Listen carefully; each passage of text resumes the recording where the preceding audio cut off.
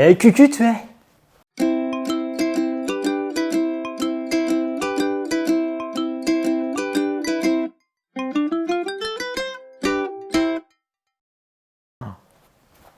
Mais elle est dégueulasse ma caméra là.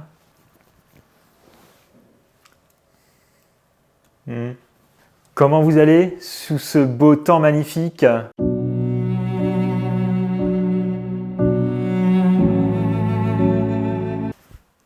Tada! Je sais pas si vous me voyez, je sais pas si je suis pas hors cadre. Bienvenue dans cette nouvelle vidéo. On est le week-end et je suis en super forme.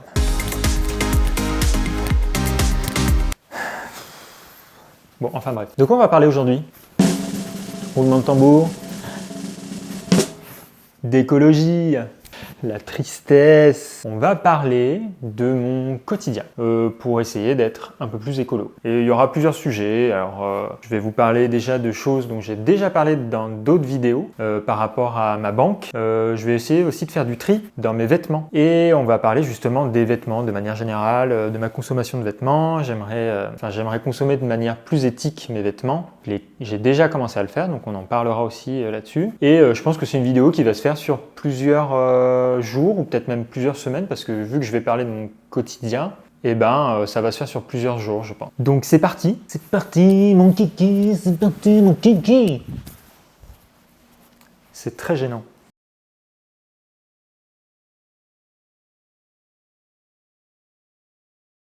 Bon, déjà, on va parler d'un premier point. C'est quelque chose dont j'avais déjà parlé en vidéo. C'est par rapport à l'argent que vous mettez sur votre compte en banque. Moi, ça fait un moment que j'ai réfléchi à ça. Parce que votre épargne ne dort pas sur votre compte en banque. Mais en fait, en faisant mes recherches sur comment réduire mon impact écologique, je me suis rendu compte que ce que j'avais sur mon compte en banque comptait dans cet impact écologique. Et donc, j'ai fait des recherches et je suis tombé sur une application mobile qui scanne votre impact sociétal et environnemental par rapport à vos comptes courants, votre livret A, etc. C'est une application en fait qui est un outil pour connaître l'impact écologique de ton épargne.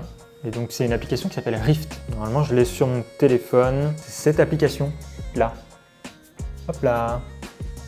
Et donc généralement, on ne sait pas trop où va notre argent. En fait, notre épargne, donc ce qu'on a sur notre compte en banque, on croit que c'est vraiment quelque chose qui reste sur notre compte en banque et ça ne bouge pas. Alors qu'en fait, votre épargne, il ne dort pas sur votre compte en banque. C'est-à-dire que les banques réinvestissent avec votre argent sur des projets plus ou moins éthiques. Et donc il est quasiment impossible, voire très rare pour les Français de savoir où est-ce que notre épargne, où est investi notre argent en fait. Donc que ce soit avec notre compte courant, nos livrets A, notre assurance vie, etc. Et du coup cette épargne, elle est réinvestie dans des projets et des entreprises dans des domaines très précis. Donc ça peut être dans le secteur favorable à l'environnement et ayant un caractère social, donc comme les énergies renouvelables, l'agroécologie, l'économie circulaire, la protection de la biodiversité, etc. Ou alors défavorable à l'environnement, des investissements dans le pétrole, le charbon, l'exploitation minière, etc. Et qui peuvent même soutenir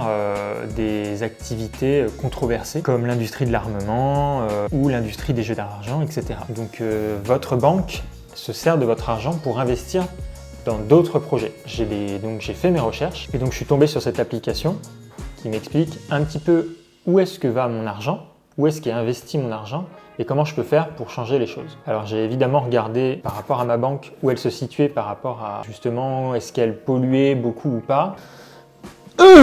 Ça fait mal. Alors il faut savoir que moi je suis au Crédit Agricole et donc je suis tombé sur un article du site internet Oxfam. Oxfam, c'est une association très très connue qui lutte justement contre les inégalités et la pauvreté et donc elle a fait un sujet là-dessus et elle les explique un petit peu comment nos banques financent des énergies pétrolières et elles font un classement un peu des banques les plus polluantes en France. Je vous mettrai évidemment le lien de cet article si vous voulez le regarder et je vous mettrai aussi le lien de l'application Rift si vous voulez la télécharger pour pouvoir l'utiliser. Il faut savoir que par exemple, l'empreinte carbone des grandes banques françaises représente près de 8 fois les émissions de gaz à effet de serre de la France entière.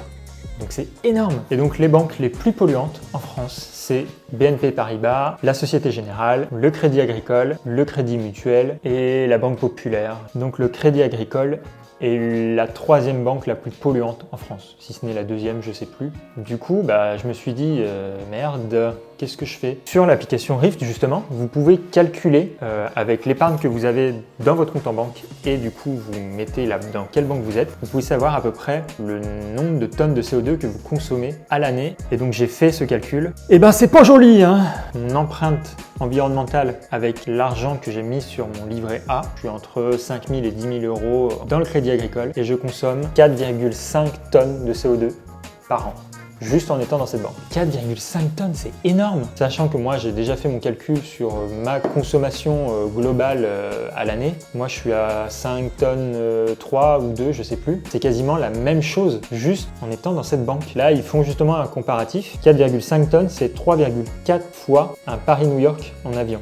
Je vois même que sur cette application, on a la composition de mon épargne, donc comment est réparti l'argent qui est investi sur mon compte en banque. Que finance mon épargne? À quasiment la moitié, c'est des finances et des assurances. Et ils me mettent même le pourcentage d'investissement dans les énergies renouvelables, 2%. Ouh!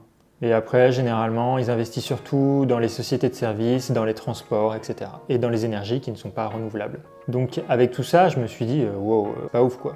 Et en plus de ça, avec cette application Rift, vous pouvez regarder comment vous pouvez agir pour pouvoir changer les choses. Et j'ai vu que je pouvais envoyer un mail à mon conseiller, à ma conseillère en banque pour lui demander de la transparence sur où est-ce qu'est investi mon argent. Et du coup, ils vous font un petit mail type que vous pouvez envoyer à votre banque pour savoir où est-ce que va votre argent, où est-ce qu'est investi votre argent. Et vous pouvez lui demander dans ce mail pouvoir investir dans des énergies beaucoup plus éthiques. Alors, très franchement, je pense que, et en plus je crois que j'avais eu des échos où ce genre de mail est généralement bloqué par les banques parce que justement ils veulent pas qu'on sache où est-ce qu'est investi notre argent. Mais en tout cas, si ça va jusqu'aux oreilles de ma conseillère, je suis pas sûr qu'elle puisse faire grand chose parce que c'est pas elle qui gère ça. Mais au moins je peux tenter le truc et on verra bien. Donc je vais le faire maintenant. Voilà, ça c'est le site internet de l'application Rift si vous voulez voir. Donc voilà, en fait, il vous explique vraiment tout, donc il est vraiment bien. Vous pouvez voir où est placé votre argent, il vous explique un peu l'épargne qui impacte l'environnement et comment on fait pour contrôler son épargne. Et du coup, vous pouvez la télécharger sur votre téléphone. Si je vais dans mes mails, j'avais déjà préparé mon petit mail. Donc Rift me propose déjà un mail type et après je l'ai agrémenté et donc j'ai expliqué un petit peu ce que je voulais.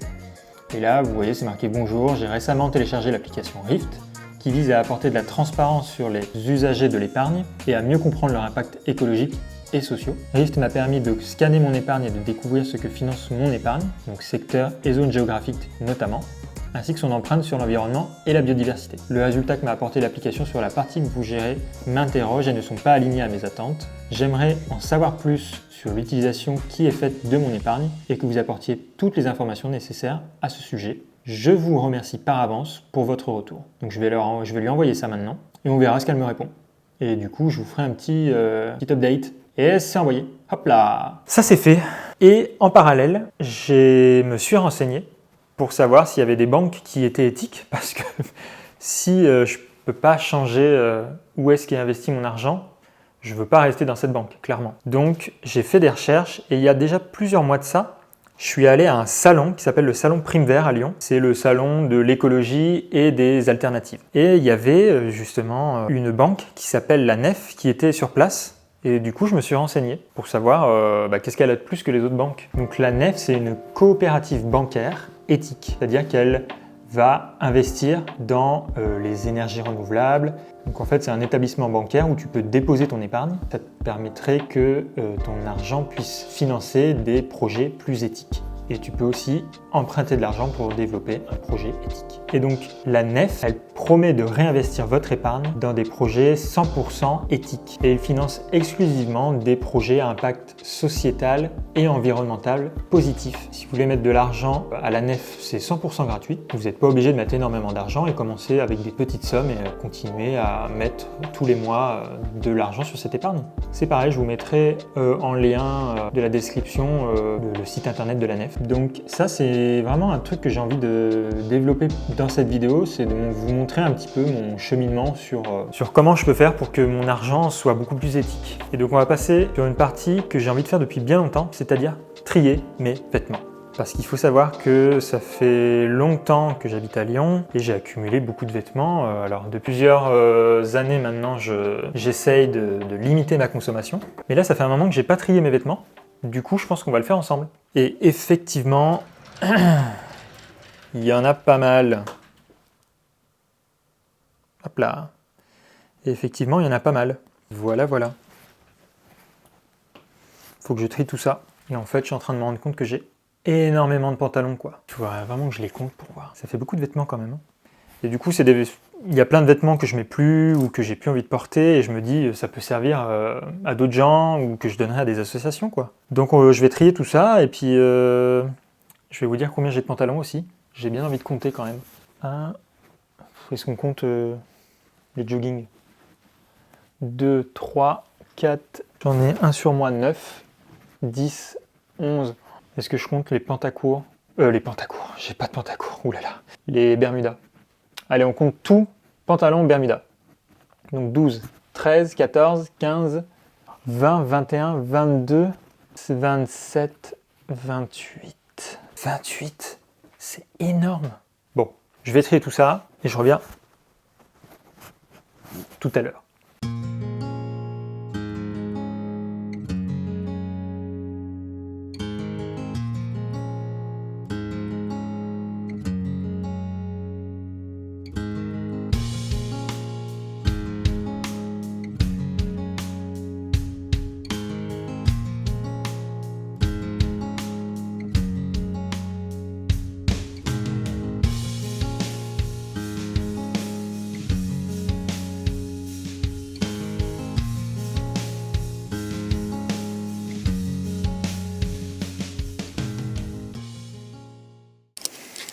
Bon, j'ai déjà fait le tri avec tous les pantalons.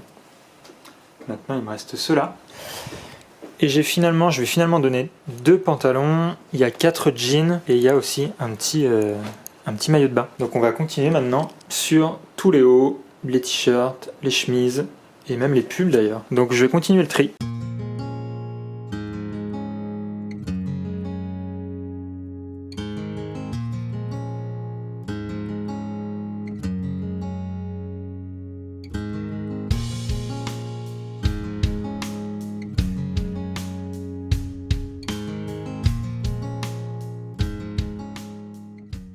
Et voilà, j'ai fait du tri dans tous mes vêtements.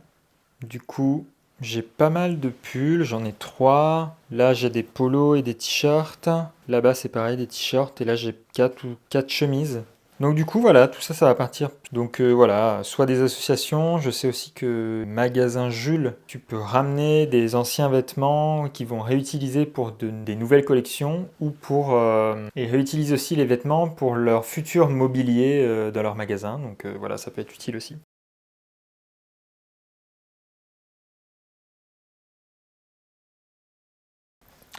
C'est de nouveau moi. Petit update sur cette vidéo. Alors genre là, ça fait une semaine et demie que j'ai pas retourné là pour cette vidéo là. Parce que du coup, j'attendais des réponses sur ma banque et en plus j'ai trouvé des associations où je pourrais donner mes vêtements. Enfin, je vais vous montrer un petit peu ce que la banque m'a répondu. Du coup, elle m'a répondu sur les enjeux, sur les questionnements que j'avais sur l'investissement que la banque faisait avec mon argent. Ils m'ont pas répondu tout de suite. Hein. J'ai envoyé un mail il y a 2 semaines et j'en ai renvoyé un deuxième parce que j'avais aucune réponse. Ouais, il y a 1 semaine et ils m'ont répondu quelques jours après et je vais vous lire du coup ce qu'ils m'ont répondu. Ils m'ont dit que en réponse à votre interrogation, votre épargne crédit agricole est principalement déposée sur un livret A, donc c'est le fameux livret A que j'ai, et les fonds déposés sur ce type d'épargne servent essentiellement à ce jour au financement du logement social.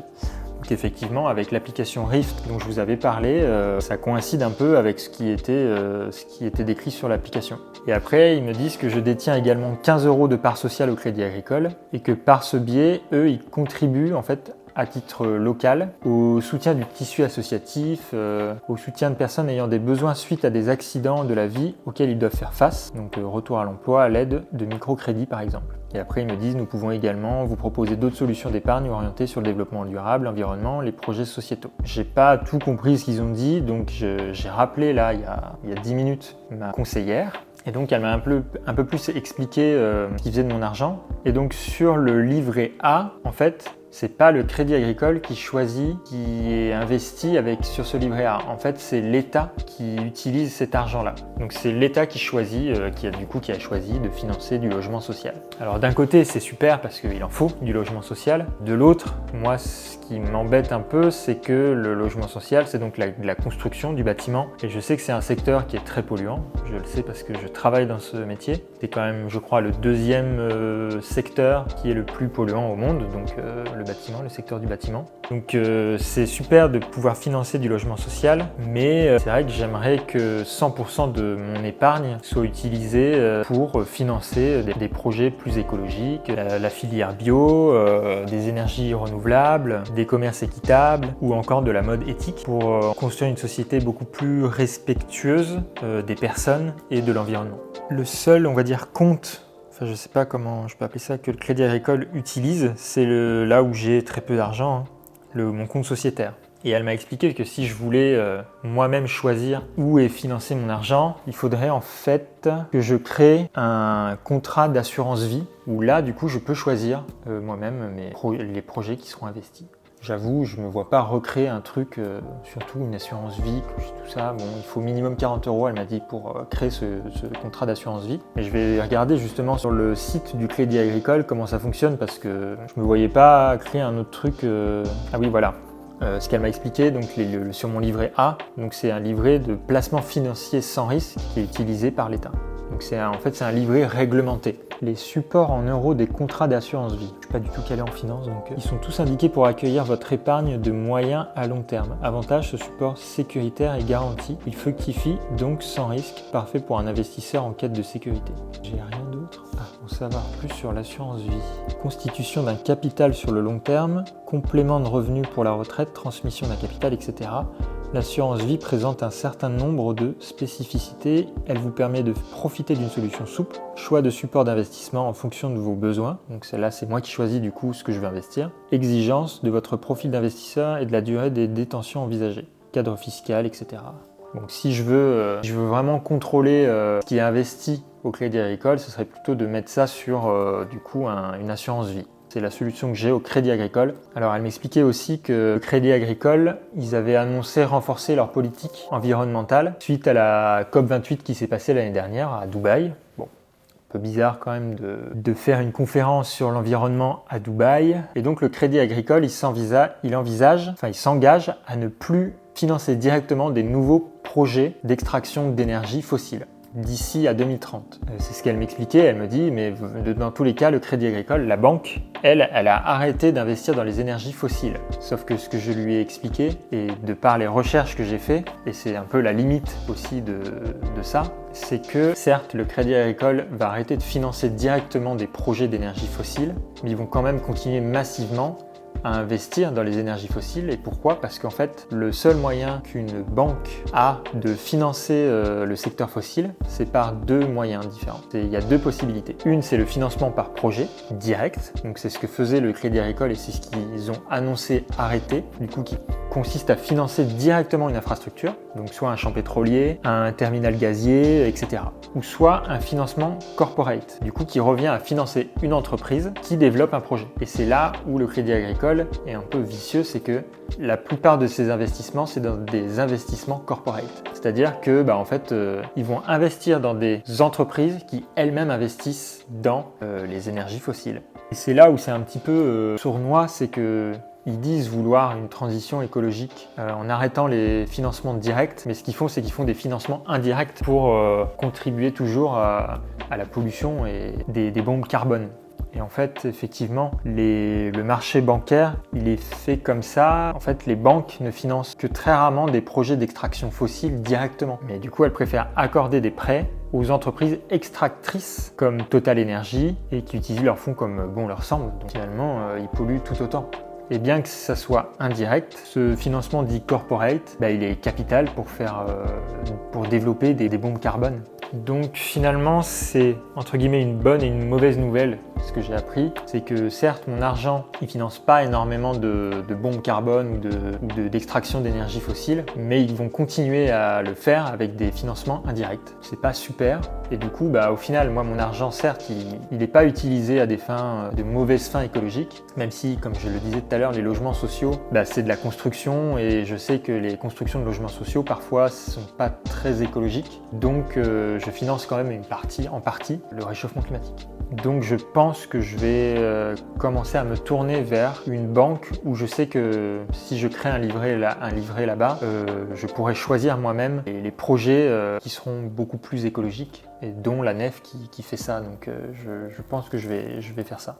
Et petit à petit, peut-être que ce que j'avais sur mon livret A au Crédit Agricole, je le mettrai dans une autre banque. Donc voilà un petit peu l'update sur la banque. Et maintenant, je vais vous parler aussi de où est-ce que je vais du coup mettre tous les vêtements que j'ai triés, parce que je ne les ai pas encore donnés. Et j'ai regardé sur Lyon s'il y avait des associations ou des entreprises ou des gens à qui je pouvais donner ces vêtements. Quand j'ai fait mes recherches, j'ai trouvé... Ah merde, je me rappelle plus du nom. Ah oui, au fait, je vous mettrai aussi en lien les articles, généralement du Monde, qui expliquent un petit peu tout ce que j'ai expliqué sur le financement corporate et financement direct et sur les bombes carbone. Bon, il y a plusieurs boutiques associatives où tu peux donner tes vêtements. Du coup, il y avait la Croix-Rouge, Notre-Dame des Sans-Abris, il y avait Emmaüs, etc. Du coup, je pense que moi, je vais aller du coup au foyer de Notre-Dame des Sans-Abris. Du coup, le foyer de Notre-Dame des Sans-Abris, c'est une association qui vient en aide aux personnes isolées, donc femmes ou hommes, ou à des familles en difficulté et avec des réalités et des souffrances, on va dire, multiples, des personnes qui n'ont pas de logement, personnes victimes de violences, femmes et hommes isolés en souffrance physique ou psychiatrique, des chômeurs de longue durée, des jeunes qui n'ont pas d'endroit où aller, des familles souvent qui sont monoparentales, des migrants ou des sans-papiers, etc. Du coup, je vais donner à cette association-là pour aider des personnes qui en ont plus besoin que moi.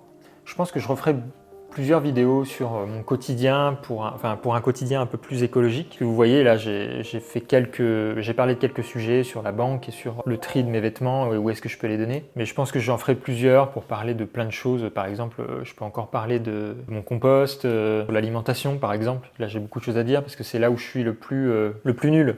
Donc j'espère que cette vidéo aura été intéressante pour vous et vous aura même aidé à peut-être vous-même faire des démarches auprès de votre banque ou peut-être que ça vous a donné aussi envie de trier vos vêtements et de les donner. Et évidemment, abonnez-vous, ça me permet moi de continuer à faire ce que je fais et de me soutenir sur ma chaîne YouTube. Merci à tous, à bientôt, ciao!